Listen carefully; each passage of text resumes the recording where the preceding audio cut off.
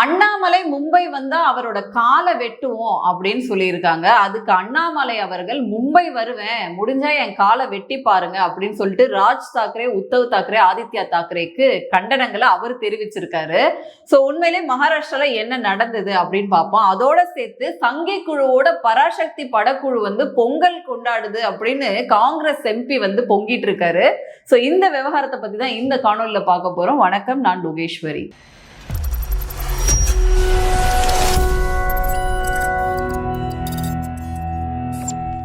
ரொம்ப நாளா அண்ணாமலை அவர்களுடைய கவுண்டர் டைலாக்ஸ் எல்லாம் கொஞ்சம் கம்மியா இருந்தது அப்படின்னு சொல்லிட்டு அண்ணாமலை ஆதரவாளர்கள்லாம் கொஞ்சம் கவலையா இருந்தாங்க. அதுக்கு தீனி போடும் வகையில மீண்டும் அண்ணாமலை அவர்கள் புதிய சர்ச்சை ஒண்ணு கிளப்பி இருக்காரு. என்ன அப்படின்னா, இப்ப இது தமிழ்நாட்டுல கிடையாது, மகாராஷ்டிரால அப்படின்னு சொல்லலாம். மகாராஷ்டிரால நடக்கக்கூடிய முனிசிபல் கார்பரேஷன் எலெக்ஷனுக்கான அந்த பிரச்சாரங்கள் அங்க தீவிரமா நடந்துட்டு இருக்கு. அங்க ஒரு பிரச்சார கூட்டத்துல பிரஹன் மும்பை அப்படிங்கிற ஒரு பகுதியில அண்ணாமலை அவர்கள் போய் அங்க பிரச்சாரம் பண்றாரு. கடந்த வாரங்கள்லாம் இது பயங்கர வைரலா அவருடைய ஹேண்டில்ஸ்ல, அவங்களுடைய ஆதரவாளர்கள் ஹேண்டில்ஸ்ல எல்லாம் போட்டிருந்தாங்க.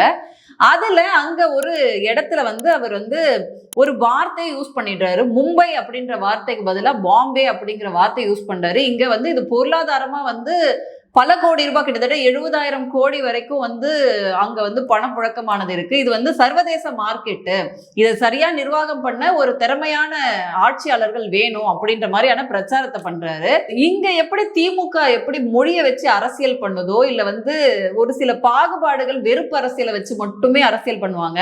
அதே மாதிரி அங்க சிவசேனால இருந்து பிரிஞ்ச ஒரு குரூப், உத்தவ் தாக்கரே, ராஜ் தாக்கரே, ஆதித்யா தாக்கரே போன்றவர்களும் இதே பேட்டர்னை கையில எடுக்கிறாங்க அப்படின்னு தான் சொல்லணும். ஏன்னா அவர் மும்பைன்னு சொல்றதுக்கு பதிலா அங்க அவர் பாம்பே அப்படின்னு சொல்லிட்டாரு. அப்படின்னு சொல்லிட்டு அங்க இருக்கக்கூடிய ராஜ் தாக்கரே, உத்தவ் தாக்கரே போன்றவர்கள்லாம் அண்ணாமலை அவர்களுக்கு கண்டனம் தெரிவிச்சிட்டு இருக்காங்க.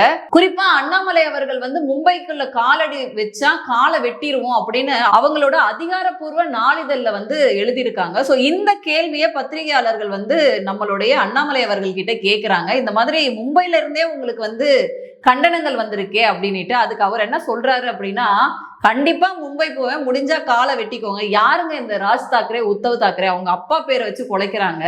நான் சாதாரண விவசாயியின் மகன், என்ன மும்பைல இருந்து எதிர்க்கிற அளவுக்கு நான் வளர்ந்துட்டேனா அப்படின்னு சொல்லி அவரோட ஸ்டைல்ல அவர் பதில் கொடுத்திருக்காரு. நான் பெருமைப்படுறேன், ஒரு விவசாயினுடைய பையன் தாக்கரேவனுடைய கோபத்தை நான் சம்பாதிச்சிருக்கிறேன்.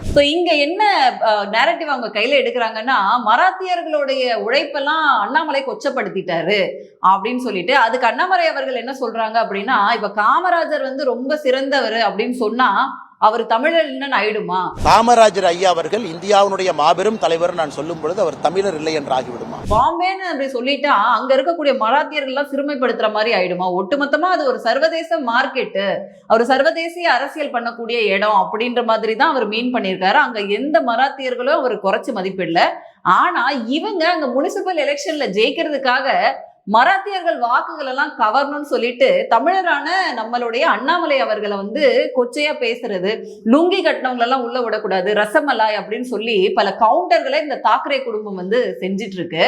சோ இதுக்கு நம்மளுடைய திமுக எப்போதுமே தமிழனை பாதுகாவலன்னு தன்னை சொல்லிக்க கூடியவங்க வாயவே திறக்காம கப்பு சிப்புன்னு அமைதியா இருக்காங்க. எங்கடா அவங்க தமிழ் பாசம் அப்படின்னு சொல்லி இன்னைக்கு பல பேர் எழுதிக்கிட்டு இருக்காங்க. நம்மளுடைய எம்.கே. ஸ்டாலின் அவர்களும் கண்டனம் தெரிவிப்பாரு அப்படின்னு காத்திருக்கோம் அப்படின்னு சொல்லிட்டு பல பேர் பல விதமா ட்விட்டர்ல எழுதுறாங்க. இன்னொரு பக்கம் பாத்தீங்கன்னா, நாம் தமிழர்களுடைய சீமான் அவர்கள் கண்டனம் தெரிவிச்சிருக்காரு. ஒரு தமிழரை இந்த மாதிரி அவமானப்படுத்துறது, காலை வெட்டுவேன்னு சொல்றது அப்படிங்கிறதுக்கு கடுமையான கண்டனங்களை நாங்க தெரிவிக்கிறோம் அப்படிங்கிற அவரோட சைட்ல இருந்து ஒரு கண்டன அறிக்கையும் கொடுத்திருக்காங்க.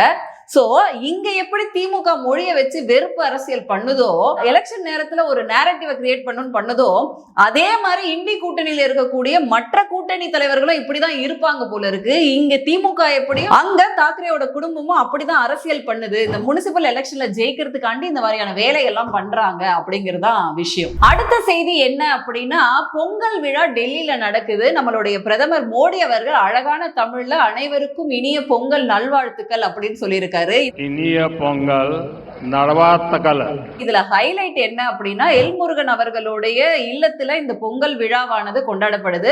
தமிழகத்துல இருந்து பல தலைவர்கள் அங்க போயிருக்காங்க. நயினார் நாகேந்திரன் அவர்கள், அண்ணாமலை அவர்கள், தமிழிசை சவுந்தரராஜன் அப்படின்னு சொல்லிட்டு பாஜகவோட முக்கிய புள்ளிகள், நிர்வாகிகள் அப்படின்னு சொல்லி எல்லோருமே போய் அந்த பொங்கல் விழால கலந்துக்கிட்டு நம்ம மோடி அவர்களோட வந்து அந்த பொங்கலை கொண்டாடுறாங்க. சோ எப்போதுமே வந்து தமிழை ஹைலைட் பண்ணி பேசக்கூடியவர் மோடி அவர்கள். இந்த வாட்டி தமிழ்லயே அழகா வந்து பொங்கல் வாழ்த்துக்களையும் சொல்லியிருக்காரு. துண்டு சீட்டு இல்லாம சொல்லியிருக்காரு அப்படின்னு சொல்லி இங்க நிறைய பேர் எழுதிட்டு இருக்காங்க. இன்னொரு விஷயம் என்னன்னா, இங்க காங்கிரஸ்காரங்களோட வயித்தெரிச்சல் தாங்க முடியல, கருகிற வாசனை வெளியில வருது அப்படின்னு சொல்றாங்க. என்ன அப்படின்னா, காங்கிரஸ் எம்பியா இருக்கக்கூடிய மாணிக்கம் தாகூர் அவர்கள் என்ன பண்ணிருக்காங்க அப்படின்னா, ஒரு ட்வீட்டை போட்டிருக்காரு. சங்கி குழுவுடன் பொங்கல் கொண்டாடும் பராசக்தி குழு அப்படின்னு சொல்லிட்டு ஒரு ட்வீட்டை போட்டிருக்காப்புல. என்னன்னா, இந்த பராசக்தின்னு ஒரு படத்தை எடுத்து திமுக காரங்க எப்படியாச்சும் வந்து மக்கள் மத்தியில மொழி பிரச்சனையை தூண்டி விட்டுறலாம் அப்படின்னு பார்த்தாங்க. அது பாஜகவுக்கு எதிராக இருக்கும் அப்படின்னு சொல்லி பார்த்தா, முழுக்க முழுக்க காங்கிரஸுக்கு எதிராக அந்த படத்தை எடுத்து வச்சு காங்கிரஸோடைய தலைவராக இருந்த இந்திரா காந்தி அவர்களை வந்து ரொம்ப அழகா அதுல வடிவமைச்சு ஈஸியா வந்து எங்களோட வேலையை சிம்பிளா பண்ணிட்டீங்களே அப்படின்னு பாஜக சொல்ற அளவுக்கு நடந்துக்கிட்டாங்க. இது பாஜகவுக்கு பேக் ஃபயர் ஆகும்னு பார்த்தாங்க. பட் ஆனா திமுக கூட்டணியில இருக்கக்கூடிய காங்கிரஸ்க்கே இது வந்து வேட்டா போயிருச்சு அப்படின்றதுதான் விஷயம். ஒரு பக்கம் ராகுல் காந்தி அவர்கள் ஜனநாயகனுக்காக வாய்ஸ் அவுட் பண்றாரு, இன்னொரு பக்கம் காங்கிரஸ் எம்பியா இருக்கவரு என்ன பண்றாருன்னா, நீங்க சங்கி குழுல போய் பராசக்தி கூட்டம் வந்து இப்படி பண்ணுது, அதனாலதான் நீங்க ஜனநாயகனை தடுத்துட்டீங்களா அப்படின்னு சொல்லி அவர் ஒரு பக்கம் ட்வீட் போடுறாரு. சோ இதுல என்ன தெரியுது அப்படின்னா, காங்கிரஸ் மொத்தமா வந்து திமுகல இருந்து நழுவி போய் விஜய் கூட கூட்டணிக்கு போக போறாங்களா அப்படின்ற ஒரு டாக் இருக்கு. அதே சமயம் காங்கிரஸ 10 பைசா கூட திமுக மதிக்கல அப்படின்னு தெரிஞ்சுக்கலாம். ஏன்னா தன்னோட சொந்தக்காரனையே வச்சு படம் எடுத்து காங்கிரஸ் அசிங்கப்படுத்துறாங்க. இன்னொரு பக்கம் பாத்தீங்கன்னா, அந்த படக்குழுக்கு வந்து நம்மளுடைய மோடி அவர்களே வந்து விருந்தெல்லாம் கொடுக்குறாங்க. அந்த அளவுல வந்து நடந்துட்டு இருக்கு. சோ பராசக்தி படத்தை எடுத்து காங்கிரஸோடைய உண்மையான கோர முகத்தை காட்டினதுக்காக இந்த பக்கம் பாஜக இருக்கக்கூடிய தலைவர்களான அண்ணாமலை அவர்கள் அல்லது வினோத் பி செல்வம் போன்றவர்கள்லாம் வந்து ஒரு பக்கம் நன்றியும் சொல்லிக்கிட்டு இருக்காங்க. காங்கிரஸோட கோர முகத்தை தமிழக மக்களுக்கு செலவு பண்ணி படமா எடுத்து போட்டு காட்டினதுக்காக எங்களோட மனமார்ந்த நன்றிகள் அப்படின்னு சொல்லிட்டு இருக்காங்க. சோ ஒரு இந்த படத்தை எடுத்து அது ஒரு காமெடியா ஆயிடுச்சு. படம் அட்டர் ஃபிளாப் அது ஒரு பக்கம் இருந்தாலும் காங்கிரஸ் வந்து இந்த அளவுக்கு திமுக அசிங்கப்படுத்துது அப்படின்னும் பொழுது அவங்களுக்கும் கொஞ்சம் லைட்டா வலிக்க தானே செய்யும் அப்படின்ற மாதிரி தான் நமக்கு வடிவேல் வாய்ஸ் கேக்குது. அது மட்டும் இல்லாம கடந்த சில மாதங்களுக்கு முன்பாக பத்திரிகையாளர்னு சொல்லிக்கக்கூடிய முக்தார் அவர்கள் வந்து காமராஜரை வந்து ரொம்ப கொச்சையா பேசினாரு அப்படின்னு சொல்லிட்டு நிறைய காங்கிரஸ்காரங்க மற்றும் நாடார் சமூகங்கள் வந்து நிறைய ஆர்ப்பாட்டங்கள் அவர் அரெஸ்ட் பண்ணும் அப்படின்னு சொல்லி நிறைய பிரச்சனைகளை எழுப்புனாங்க. ஆனா நம்மளோட துணை முதல்வரான உதயநிதி ஸ்டாலின் அவர்கள் அந்த முக்தாரோட கை குலுக்கி சந்தோஷமா புகைப்படம் வெளியிட்டு மறுபடியும் காங்கிரஸை வந்து மனசு கஷ்டப்படுத்தினா இதெல்லாம் நியாயமா அப்படின்னு காங்கிரஸ்காரங்க ஓன்னு அழுதுட்டு இருக்காங்க. இதுதான் நடந்துட்டு இருக்கு. சோ எது எப்படியோ நம்மளுடைய பாஜகவின் மாநில தலைவர் சொல்றது போல தை பிறந்தால் வழி பிறக்கும் அப்படின்னு நயினார் நாகேந்திரன் அவர்கள் சமீபத்துல ஒரு பிரஸ் மீட்ல சொன்னாங்க. அது நடந்துருமோ அப்படின்னு தோணுது. திமுக கூட்டணியை வேணான்னு சொல்லி தூக்கி எறிஞ்சிட்டு காங்கிரஸ் வந்து விஜயோட போறதுக்கான அறிகுறிகள் தான் மொத்தமா தெரியுது அப்படின்னு நம்ம பார்க்கலாம். சோ இப்ப இந்த பக்கம் என்டிஏ வந்து நல்ல ஒரு அலையன்ஸை ஃபார்ம் பண்ணி 23ஆம் தேதி மோடி அவர்கள் தமிழகம் வரத்துக்குள்ள ஒரு ஃபார்மேஷனை பார்த்து கொண்டு வந்துருவாங்கன்னு நினைக்கிறேன். இந்த பக்கம் திமுகவே சொந்தமா படம் எடுத்து காங்கிரஸை காலி பண்ணி அந்த பக்கம் விஜயோட போய் கூட்டு சேர்ந்துருவாங்க. இப்ப அரசியல் அனாதையாக்கப்படுறது யாரு, எலெக்ஷன்ல தோக்க போறது யாருன்றது நம்ம கண்ணு முன்மாரியே நல்லாவே தெரியுது. மீண்டும் வேறொரு காணொலியில சந்திக்கிறேன். நன்றி, வணக்கம்.